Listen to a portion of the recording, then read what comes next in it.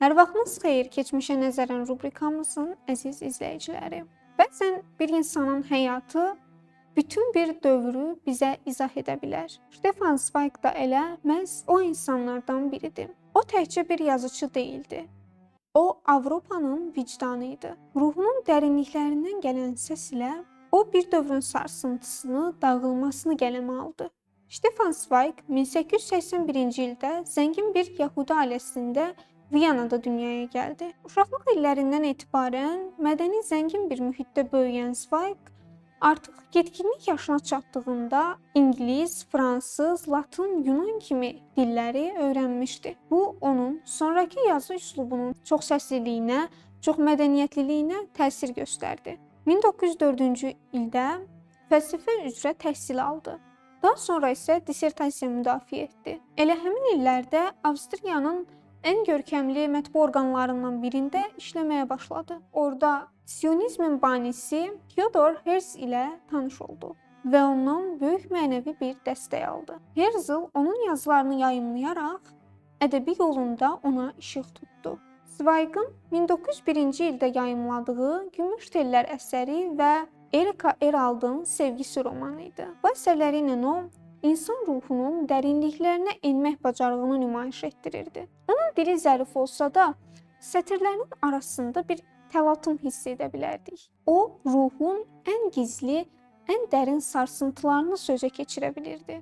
Zweig gənc yaşlarından çoxlu səyahətlər etdiyi üçün bu onun dünya görüşünə də xeyli təsir edirdi və humanist baxışları formalaşırdı. Amma əfsuslar olsun ki, onun həyatı kimi yaşadığı dövrdə heç sakit değildi. Birinci Dünya müharibəsi başlayanda Belçikadan Avstriyaya qayıtdı və könüllü olaraq orduya yazıldı. Lakin tezliklə müharibənin bütün üzlərinə şahid oldu və insan həyatının bu qədər dəyərsizləşdirilməsi onu dərindən sarsıtdı. Bu andan etibarən Zweig pasifist oldu.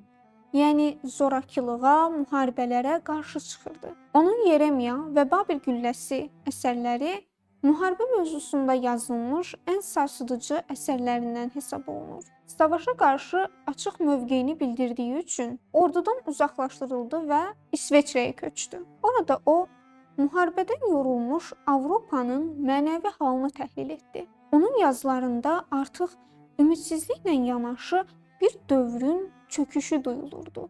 Zweig'ın əsərlərinin təməlində insan ruhunun təhlili dayanırdı. O, Sigmund Freud'un psixoanalitik ideyalarından ilham alır, insan ruhunun laboratoriyasında işləyirdi. Şahmat, Amok, Bilinməyən bir qadının məktubu kimi əsərlərində sadə hadisələri deyil, biz insanın özü ilə mübarizəsinin şahidi oluruq. Onun qəhrəmanları cəmiyyətlə deyil, öz vicdanları ilə döyüşürdü. Zweig'ın ən məşhur novellalarından biri olan Şahmat əsərində biz görürük ki, insan tənhalaşır və sistemlə mübarizə aparır. Burada rejim qarşısında insanın mənəvi dirənişi təsvir olunub. Həbsdə olan qəhrəman tək bir şahmat oyunu ilə öz azadlığına qovuşmağa çalışır. Bu, insanın simvolik bir qələbəsidir əslində. Zweig'ın həyatında ən böyük faciəsi isə onun inandığı Avropanın çökməsi idi. O, Avropanı bir mədəni ideya, bəşəri dəyərlər dünyası kimi görürdü. Amma faşizmin yüksəlməsi, millətçiliyin kəskinləşməsi onu dərin ümidsizliyə saldı. O deyirdi ki, Avropanın birləşməsi yalnız mədəniyyətlə mümkündür, siyasətlə yox. 1942-ci ildə Zweig öz istəyi ilə həyatına son verdi. O, Dünənlərin Dünyası avtobioqrafik əsərində öz vida məktubunu yazmışdı. Bu əsər bir insanın deyil, bir sivilizasiyanın ölüm səbəbidir. İntihar etməzdən əvvəl yazdığı məktubda belə deyirdi. Heç olmazsa uzun gecədən sonra gələn günəşin işıqlarını görmək onlara nəsib olsun. Mən sadəcə biraz tələsdim.